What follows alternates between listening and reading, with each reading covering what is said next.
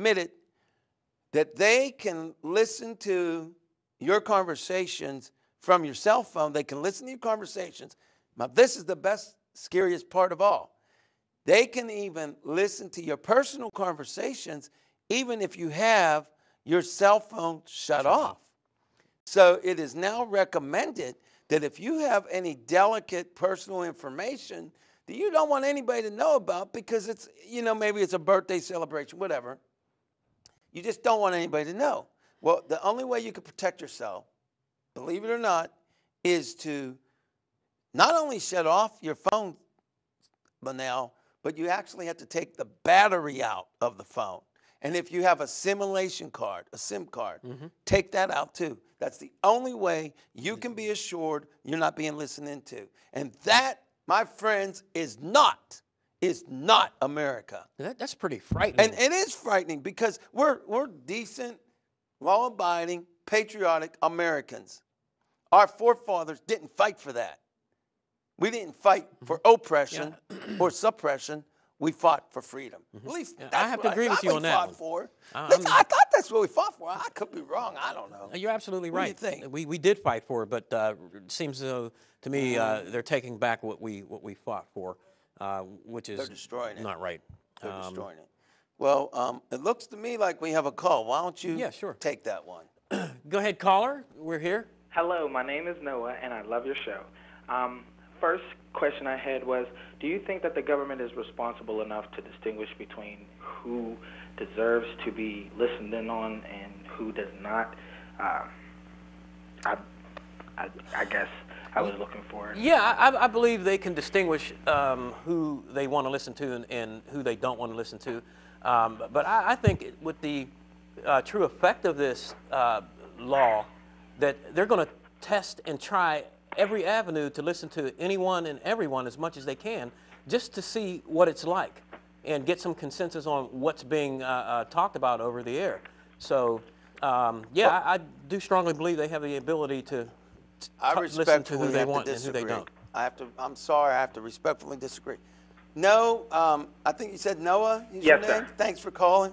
I don't think they can distinguish the difference because in order to do that, you have to want to distinguish it. You have to want to say, this person we shouldn't be tapping into because we know they're honest. So no, I think the people who got these laws put in place deliberately did it so that they can bring about fear and so that they can arbitrarily decide to check anybody. Can they physically, can they distinguish? They may or may not be able to, but mentally speaking, no, they can't. Mentally, they're a bunch of yahoos, and I'm being polite. I would like to call them mini Fritos if you get my point. Yeah, I agree. But and you know what that word is. I'm Italian, ladies and gentlemen, and no offense to my fellow Italians. I would like to say another word, but I won't. But no, they do not have the mental capacity. More importantly, they don't have the character, nor do they have the wherewithal to do what is right. So, Noah? Yes, sir. On November the 4th, 2008, you get your finger and you get to the polls and you vote. Okay. And if you don't, Noah, you remember that video you saw earlier? If you don't, I'm going to be 3 million times a little bit angry, more than that. So, Noah, you got a job to do. Get out there and vote. And we're going to move forward. But before we do, thanks, Noah. Thank you. Vote, vote, and vote. All right. Do we have another call? Hello. Hello. Go on. You're on the air. Oh, hi, Elle. It's Darlene. How you doing, Darlene? Hello, Darlene. Hi, honey. How you doing? Oh, she called me honey. Hey. Go ahead, Darlene. No, I know. My Lenell, honey. Oh, so I ain't nobody's honey. No, that ain't right. No, go ahead. I know you were calling Darlene. I mean, I know you were calling Lenell. All right. I want to know. Go ahead. When the government taps into your television and your computer, can they actually see you, like in video? You know, I am not a security expert in that. Yeah. But I would say that it's not implausible and it's not impossible. Okay. Now, I would hope they cannot do it. Because if they do it, and they can do it, then none of us are living in a free nation anymore. So can they do it? I don't know if they can, but it doesn't seem impossible to me. Now, your husband here has some thoughts on that. Well, I believe, like, again, I agree with you on that. They probably could if they wanted to, but with all the cameras that are being put in place on our highways and intersections, it seems to me that could be the starting point of that kind of a process. So it makes, and that's a very pertinent question, Darlene. It's a very, very good question. It's something that we all probably need to think about. And we all need to understand that that's like, it's plausible for them to possibly do that. So, and there, I don't think it's fair now for the safety of our highways and who's out there violating the laws of the road and putting lives in danger. I think that that's probably a good thing to be able to track someone who's putting other lives in danger on our highways. And I think that's a good idea.